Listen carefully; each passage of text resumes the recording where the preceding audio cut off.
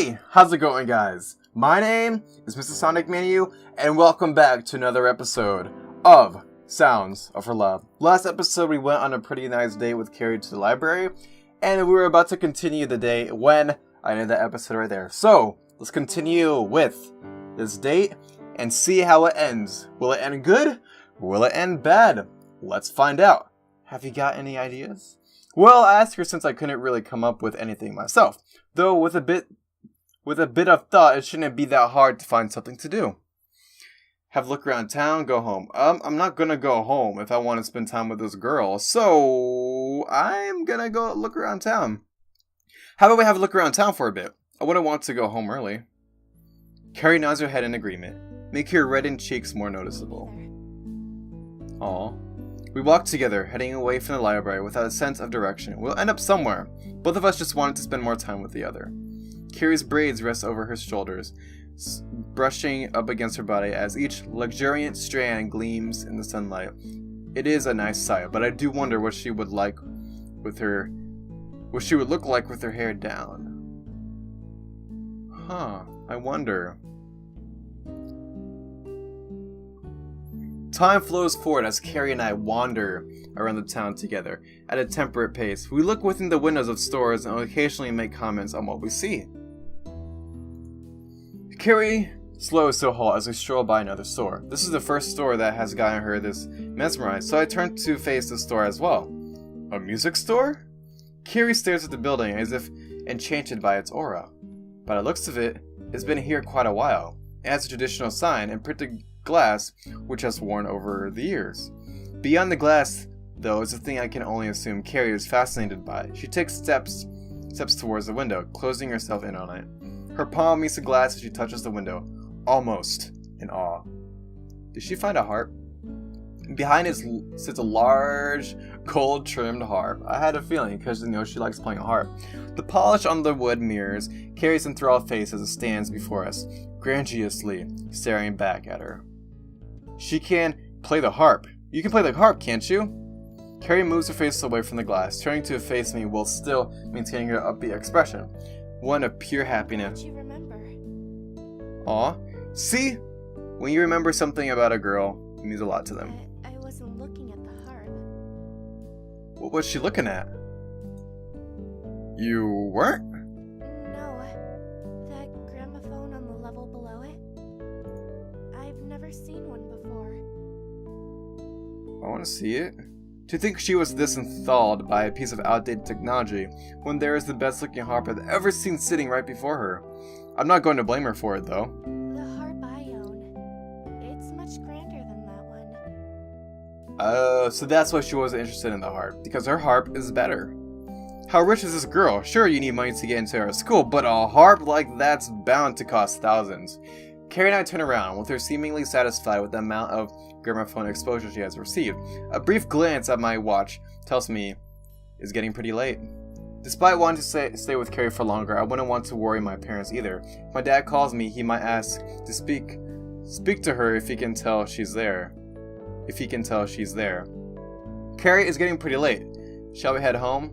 Man, the date's coming to an end. Okay. Oh, she looks disappointed. I would be pretty disappointed too if I was in her position and the girl tell me, should we get home now? Because I'll feel like, oh man, this person's not having fun with me. He said the wrong thing. Guy, come on. Hey, with that, the two of us walked together towards the same station we arrived at. Carrie seems as happy as I am about this trip, with her lips still curled softly into a smile as the setting sun shines upon her. Sorry about that. I was checking a text. Whoa. The sky is noticeably darker than before as we walk through the street when we first met. Today certainly was enjoyable, both of us finding satisfaction just by being with each other. Carrie looks at me with a blush. My guess is that she's probably going to ask me something. Would you like to come to my house for dinner? Oh, I see you, Carrie, taking the initiative. Yeah. She's inviting me to her house? That's a pretty bold thing to ask. Yeah, a very bold thing to ask. Technically, we did just go on a date, but in reality, it was more of a trip to the library as friends. This, though, I don't know what to say. Carrie probably doesn't realize its forwardness herself. That, or I am overcomplicating it. Is having dinner in house really such an abstract concept to me? Maybe going with her on this trip has given me a few thoughts I didn't have before. Either way, I can't just go over there without asking my parents. First, pulling out my phone, I give Carrie my answer. Sure, let me just tell my parents where I'll be. Carrie gives me a nod as I wait for someone to pick up on the other end of the line. My house isn't even that far from here, so I could have just walked in and told them. This, though, is easier, despite it costing money. Hello? Unexpectedly, my sister answers in the place of either my mother or father. Sis, where's mom and dad? They've gone out to dinner. They never told me anything about that. Well, will you be fine on your own? I'll be out for a bit too. Yeah, I get to play my music extra loud. Just don't disturb the neighbors, okay? Don't worry, I won't. I'll tell mom and dad that you've gone somewhere with a girl, okay? She ends her sentence with a laugh, even though I really am going somewhere with a girl. Alright, whatever. I'll see you later. Sure. She hangs up before I can, leaving me holding my phone next to my ear, listening to the silence. The warmth of my pocket greets my hands as I put it away, turning to face Carrie, who is still observing me intently. Shall we go then? Sure. I'll lead the way. Oh yeah, dinner with Carrie at her house. Yo, what's gonna go down here? The cool late evening air brushes my Big Mew's face. Carrie and I idle outside her house, a rather plain and generic building. Excuse me. Should we go inside? Oh shoot, I just skipped something. Oh shoot. Yes, Carrie. Let's go inside. Carrie calls out to me from my side, giving the signal that she's ready to go in. She's composed, a contrast with her prior shyness, though the bloom of red on her cheeks is still all too apparent. It's a thing that will always suit her.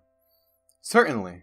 Our shoes meet the ground in unison, her taking a step forward into the place she's accustomed to. Me, however, walking into a new experience, something cherishable. I've been to people's houses plenty of times, just not any girls. Standing before the door, a thought flutters into my head whilst Carrie's fingers wrap around its silver handle. Coming here, I'm bound to meet her family, aren't I? Didn't she even tell them that she planned on inviting me over? If so, I would have done a lot more to make myself look more impressionable. Caressing the handle lightly, Carrie twists her key delicately and pulls it down. The warmth from the inside soon meets us as bit by bit the door opens, Carrie taking the first step through, escorting me in. We're here. It's a pretty nice place. It kind of reminds me of my place. Carrie smiles, one of many treats I've been given today. She plays with her hair, eyes directed towards me, anticipating a response. Now that we're under a brighter light, I can see her face much more clearly. I still can't get enough of it, despite being lost for words. One thing does make it out of my mouth. You look pretty cute. Oh, dude! He's gonna blush so hard now. No response. And she's blushing. Oh. Carrie is instantly taken aback, looking as if she's trying as hard as she can to muster up a response. Thank you! I made her myself, Mr. Irwood.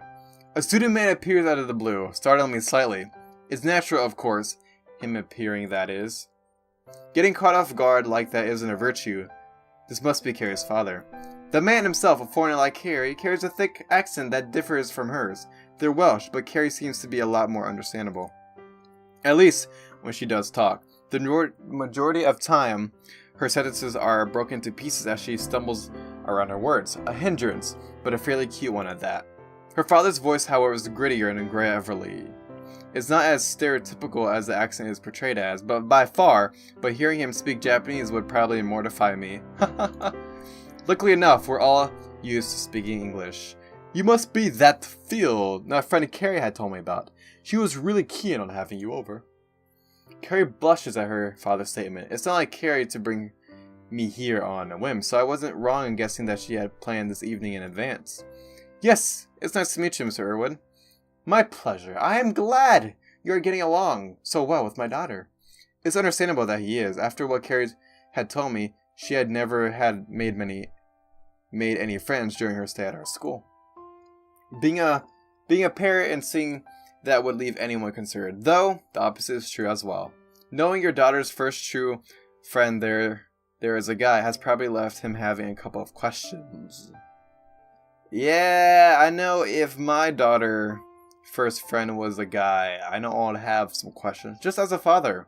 I know as the guy, too, meeting the girl I like's father, I would be pretty nervous, too, and my mind would be racing like, oh my gosh, is he gonna ask me questions? What's gonna happen? Wow, okay, let's see what happens then. Even though he seems fairly friendly, I wouldn't blame him if he had any suspicions. One thing that is quite odd is the absence of Carrie's mother. Not that she couldn't be in work, it's just odd that Carrie hadn't brought her up. She never talked about her father either. It's a nice thing to meet her family. In a way, I am learning more about Carrie herself than anything. Her experiences and those close to her, I guess her family is all she has when outside of school, at least until I came along. I still feel inclined about asking where her mother is. It's weird, but my mind can't help ruminate over her. Carrie herself must have had an attractive mother to turn out the way she is, though I wouldn't tell her that. I'm not an expert in genetics either. Well, I can't help it. She's a really interesting person. A nice one, too. Carrie reddens at my statement. At this point, anything I could say about her will make her blush. Not only because of her timidness, there's nothing negative to say either. I'm glad you think so. I'll go ahead and set the table. Make yourself feel at home. Though, don't make it your home. I expect you to pay rent otherwise. His joke was lost on me, but I still draw a smile on my face as to act polite and feign a response. Carrie herself seemed pretty amused by the joke, covering her mouth to seal her faint but girlish giggles. I guess dad jokes are only effective when they're actually coming from your father. Mine acts like one big joke himself half the time. Mr. Irwood leaves a pair of us standing by the doorway, giving me the chance moment to converse with Carrie in private. I want to ask about her mother, though whether I should is a question of act in itself. Okay, we got choices here. A part of me wants to ask about Carrie's mother, but the other half doesn't want me to, because it seems like a very sensitive topic to bring up right about now, but since video game me is pretty stupid, I feel like I should bring it up. I'll ask. It's something I like to know. Leaving it unanswered will just make me more inquisitive as the night goes on. It might not be polite, but it's a surefire way to get an answer. Carrie, where's your mother? Is she still at work? Did I screw up? Carrie stalls her answer, looking at me disdainfully before turning her head aside, a sharp contrast with what I am normally used to. The elephant in the room is making itself increasingly apparent, but I don't think addressing it did any help. I don't want to talk about her. Yo. That's a different tone. I shouldn't have said anything. Dude, why? Come on, let's go in for dinner.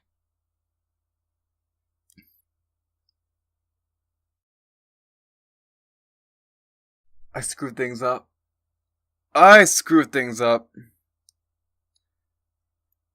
Let's keep on going. Carrie bitterly avoids the topic, walking into the room ahead. Bringing her up her mother has definitely upset Carrie. I'd be an idiot if I didn't notice that.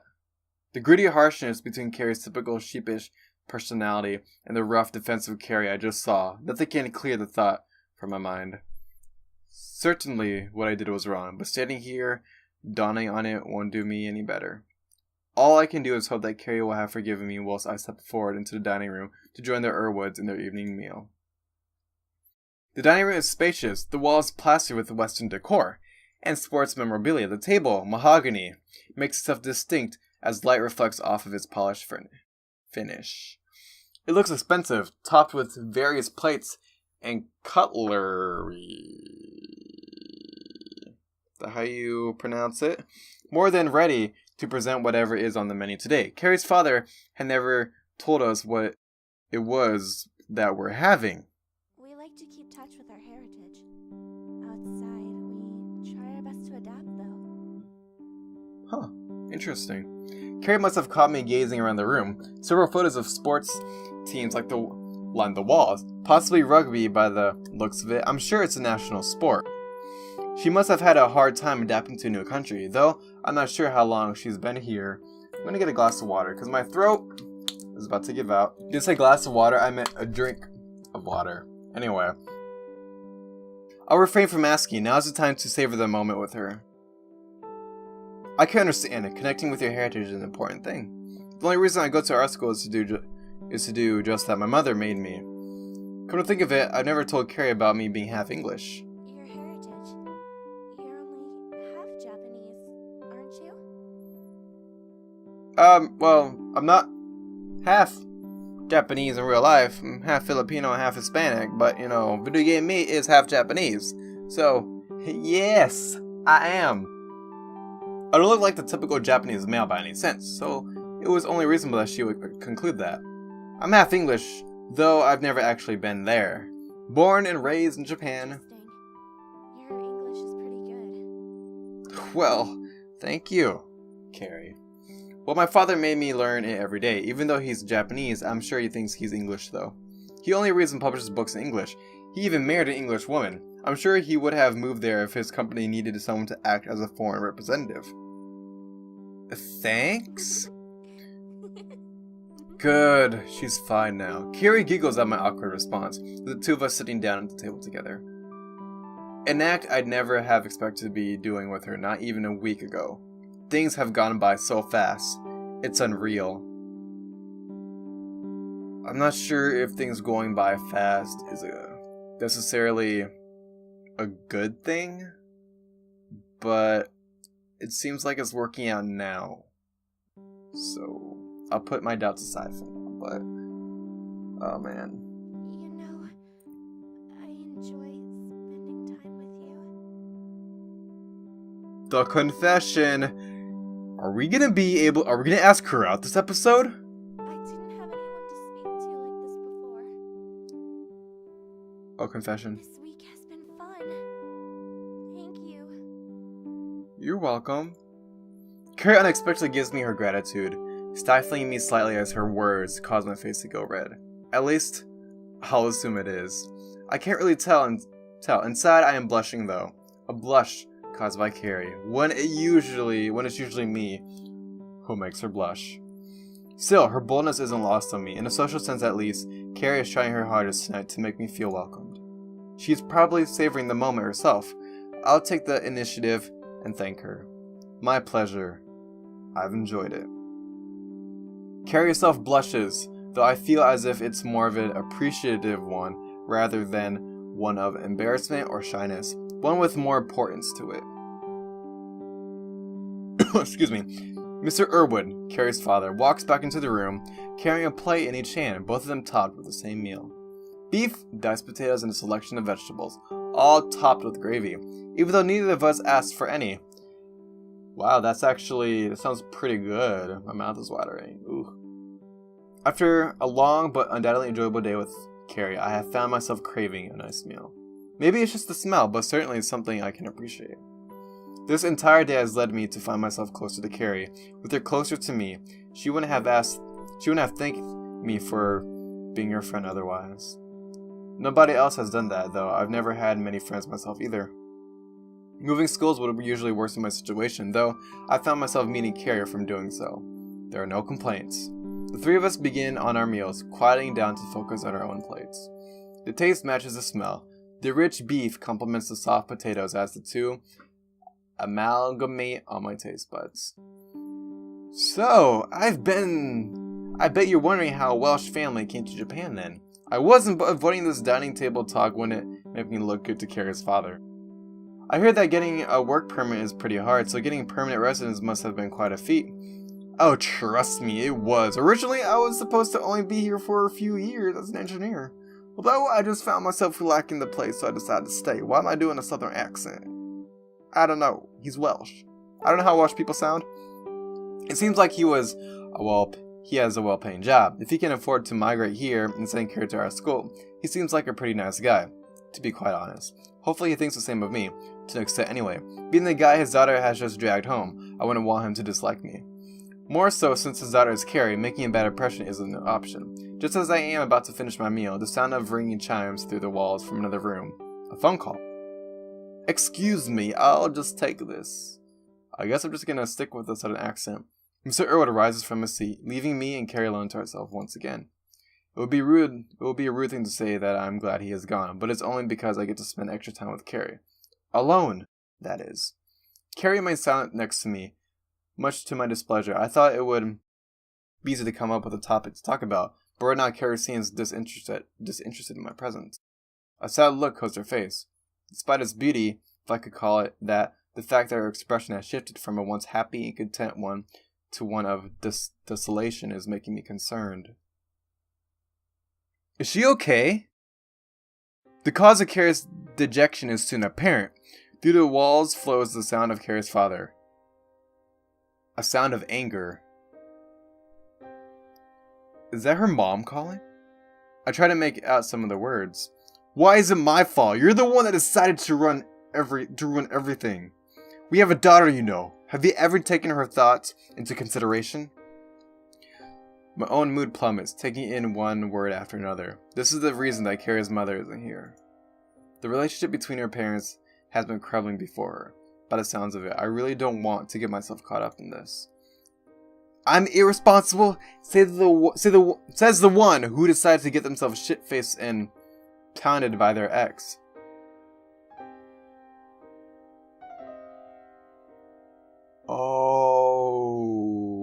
Okay. Wow.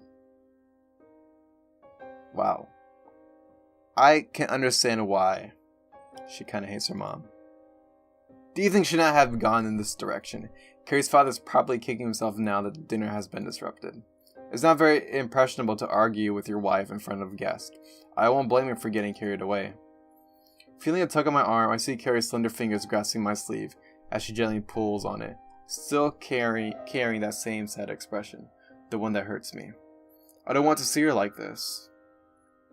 Yeah, seeing the woman you care for have a sad look on her face is just... It's not fun. And it just breaks your heart seeing her that way too. However, what is going on between her parents concerns me. I don't want Carrie to experience the sadness behind that face of hers. Would listening for a bit really hurt? It's none of my business, but my heart is on fire. As much as I would like to hear, Carrie really needs to go, so I'll just go with Carrie.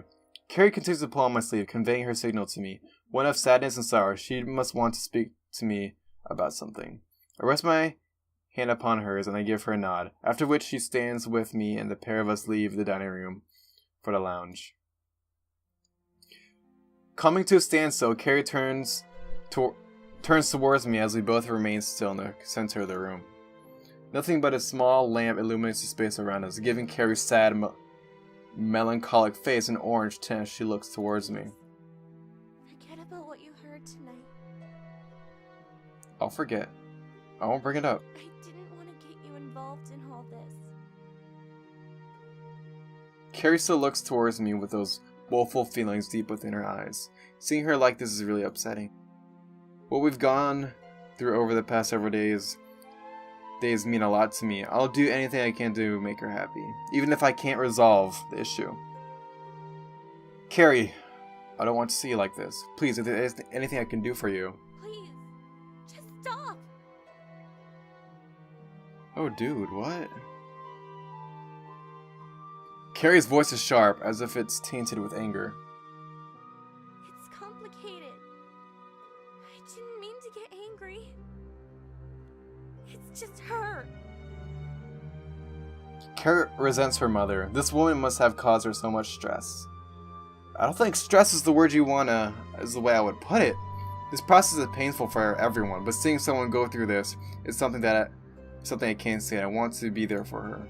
Carrie, you're important. You're an important friend to me. Really?